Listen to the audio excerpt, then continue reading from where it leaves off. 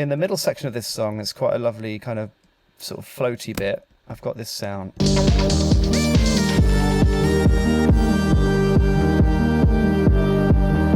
It's a nice transition. It goes from being full-on up, squelchy acid up, to this more kind of floaty synth pop section.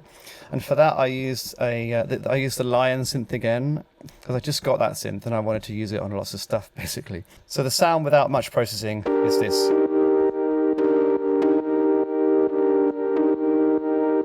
And it's just doing the chords. It's complementing that main bass riff there.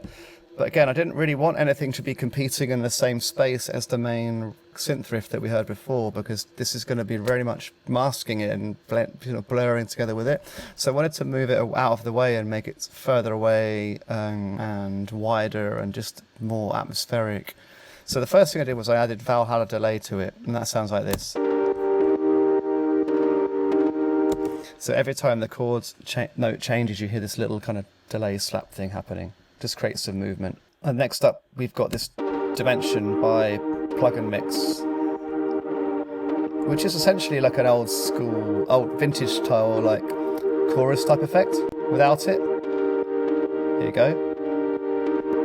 There you go. It's really helping it, like, not necessarily cut through more, because we didn't want it to be totally cutting through more, but it's helping it be a bit more in its own place rather than on top of that more dry main synth riff. And if you listen to this with the main synth riff, which is essentially a bass sound really, together,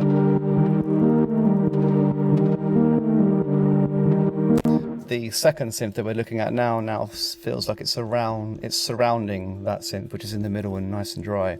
Next up, I'm actually just filtering it a little bit just to control the low end. I didn't want any low end on this, so I filtered it from 200 hertz down. And as I was recording it in with the software synthesizer, I was using the inbuilt filter to make it sound brighter and add that energy into the next part of the song. So, it starts off like this, and it kind of opens up. It starts to get brighter.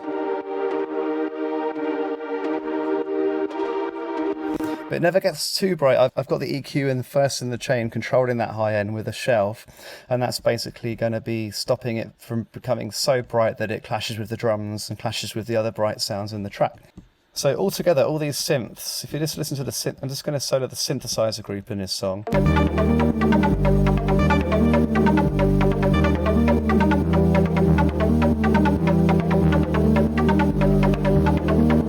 you go. You can now hear all those individual parts.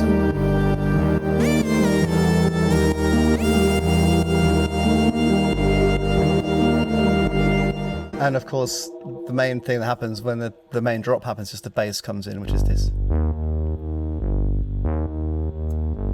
So those are just some very simple ideas that I use on this particular track. I think synths can be very complex sounds, and if you start layering loads and loads on, you can get yourself into a place where everything's really muddy and you can't hear the leads. You feel like it's all a bit of a blur.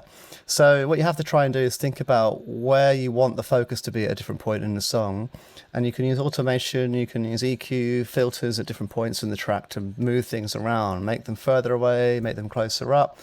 I haven't done much panning in this song, but you can obviously use panning a lot to kind of move a sound around if you want it to be kind of moving around. But obviously this song had that main dry synth. It's this one here, which is the dry lead.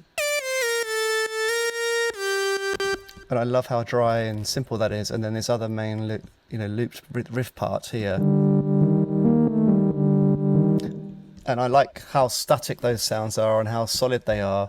So the other synths needed to have movement and needed to have space, rather than just being all a bunch of dry sounds competing with each other. So I hope that was helpful, and let me know what you think. Let me know if you've got any other ideas yourself for how you process synths, whether you use stock plugins, whether you combine effects. But hopefully this was helpful.